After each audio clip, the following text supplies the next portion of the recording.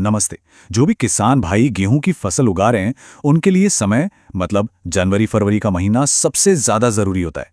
सच पूछे तो यही वो वक्त है जो तय करेगा कि आने वाली फसल कैसी होगी, बम्पर होगी या औसत। और पता है, बात सिर्फ एक अच्छी फसल की नहीं है। अगर इस वक्त सही कदम उठा लिए जाए ना, तो पैदावार में सीधा सीधा 20 से 30% का उछाल आ सकता है। सोचकर देखिए, ये कितना बड़ा फर्क है। तो सवाल यही उठता है कि आखिर वो कौन से जरूरी काम हैं, वो कौन से कदम हैं जिन्हें उठाकर ये शानदार नतीजा पाया जा सकता है। चलिए अगले कुछ मिनटों में इन्हीं तरीकों को एक एक करके समझते हैं। तो सबसे पहले बात करते हैं उस चीज की जो एक अच्छी फसल की बुनियाद है, उसकी नींव है, और वो है सही समय पर सिंचाई और सही पोषक तत्व। देखिए, गेहूं के सिंचाई के ना कुछ बहुत ही ज़रूरी स्टेजेस होते हैं। जो पहली स्टेज थी सीआरआई वाली, वो तो अब तक ज़्यादातर खेतों में पूरी हो चुकी होगी। लेकिन अब जो स्टेज चल रही है, मतलब 45 से 55 दिन वाली, जब कल्ले फूट रहे होते हैं और गांठें बन रही होती हैं, बस यही सबसे अहम मौका है। इस वक्त पानी देना बिल्कुल भी नहीं भूलना है।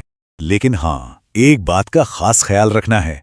सिंचाई हल्की होनी चाहिए, पर ऐसी हो कि पूरे खेत में नमी पहुंच जाए। खेत में पानी को खड़ा बिल्कुल नहीं होने देना है, क्योंकि जल भराव फसल को फायदे से ज्यादा नुकसान पहुंचाता है। और सिंचाई से ठीक पहले का जो समय है, वो खाद देने के लिए सबसे बेस्ट होता है। अगर दूसरी टॉप ड्रेसिंग अभी तक नहीं हुई है, तो फौरन 40 से 50 किलो यूरिया प्रति एकड़ के हिसाब से डाल दें। इससे कल्लों को जबरदस्त मजबूती मिलेगी और पौधे की ग्रोथ तेज हो जाएगी। अच्छा, अब एक ऐसा फॉर्मूला बताता हूं जो दानों को वजनदार और चमकदार बना देगा। इसके लिए 200 लीटर पानी में 1 किलो एनपीके, चाहे 19-19-19 वाला हो या 13-0-45 वाला, साथ में 200 ग्राम जिंक सल्फेट और 100 मिलीलीटर बोरॉन, इन सबको अच्छे से मिला लीजिए। ये एक बहुत ही पावरफुल स्प्रे तैयार हो गया। और हाँ, इसका सबसे अच्छा रिजल्ट पाने के लिए स्प्रे हमेशा शाम के समय करें। इससे क्या होता है कि पत्तियां इसे पूरी रात आराम से सोखती हैं। और अगर हो सके तो 15-20 दिन के गैप पर इसे एक बार और दोहरा दें, नतीजे और भी बेहतर मिलेंगे।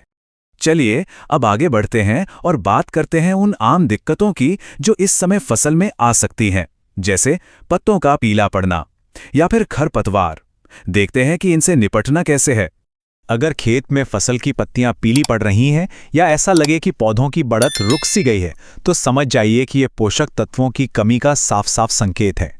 इसका इलाज फौरन करना जरूरी है। 2% यूरिया का स्प्रे, मतलब 100 लीटर पानी में 2 किलो यूरिया घोलकर छिड़कें, या फिर फेरस और जिंक का स्प्रे भी कर सकते हैं। खरपतवार, ये तो एक और बड़ा सिरदर्द है। खासकर गुल्ली डंडा, बथुआ और हिरनखुरी जैसे खरपतवारों के लिए क्लोडेनाफॉप या फिर सल्फोसल्फ्यूरॉन के साथ मेटासल्फ्यूरॉन का कॉम्बिनेशन बहुत असरदार रहता है। हाँ, एक बहुत जरूरी बात का ध्यान रखना है। खरपतवार नाशक का छिड़काव तभी करें जब फसल 30 से 40 दिन की हो चुकी हो, और दूसरा, मौसम बहुत ज्यादा ठंडा नहीं होना चाहिए। अगर बहुत ठंड में स्प्रे किया तो दवा ठीक से काम नहीं करेगी और सारी मेहनत बेकार चली जाएगी। तो फसल की बढ़त और समस्याओं के बाद अब बात आती है उसकी सुरक्षा की, क्योंकि इस मौसम में रोग और पाला, ये दो ऐसे बड़े दुश्मन हैं जिनसे फसल को बचाना ही बचाना है। इस मौसम का सबसे बड़ा खतरा है पीला रतुआ, जिसे येलो रस्ट भी कहते हैं। इसकी पहचान बहुत आसान है। पत्तियों पर पीली पीली धारियां दिखने लगती हैं। जैसे ही खेत में ये लक्षण दिखे, फौरन एक्शन लेना है। और इसका समाधान भी बिल्कुल सीधा है। प्रोपिकोनाजोल या टेब्यूकोनाजोल, इन दोनों में से कोई भी एक दवा 200 मिलीलीटर प्रति एकड़ के हिसाब से स्प्रे कर दें। इस बीमारी पर तुरंत कंट्रोल मिल जाएगा। पीले रतुआ के अलावा झुलसा रोग यानी करपा और पाले का भी डर बना रहता है। झुलसा के लिए 600 ग्राम मैंकोजेब का स्प्रे बहुत कारगर है। और अगर पाला पड़ने की आशंका लगे तो खेत में एक हल्की सिंचाई कर दें और साथ में 2 किलो सल्फर का स्प्रे कर दें। ये फसल के लिए एक सुरक्षा कवच की तरह काम करता है। तो चलिए, अब तक जो भी हमने बात की उसे कुछ आसान से सुनहरे नियमों में बांध लेते हैं। एक तरह की चेकलिस्ट जो बम्पर फसल की गारंटी देगी। तो ये है वो 5 गोल्डन टिप्स। पहला, फसल में नाइट्रोजन की कमी बिल्कुल न होने दें। दूसरा, सिंचाई बिल्कुल सही समय पर करें। तीसरा, जिंक और बोरोन का स्प्रे जरूर करें। चौथा, बीमारी का जरा सा भी लक्षण दिखे तो इंतजार ना करें, तुरंत दवा डालें।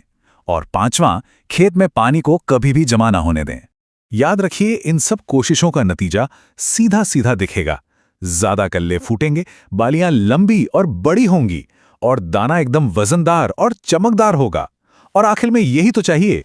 तो घूम फिर कर हम वापस वहीं आ गए जहां से बात शुरू की थी। इन सारे तरीकों को अगर ठीक से अपनाया जाए तो प्रति एकड़ 3 से 5 क्विंटल तक की पैदावार बढ़ना कोई बड़ी बात नहीं है। अब फैसला आपके हाथ में है कि क्या ये थोड़ी सी अतिरिक्त मेहनत इस शानदार नतीजे के लिए वर्थवाइल है या नहीं।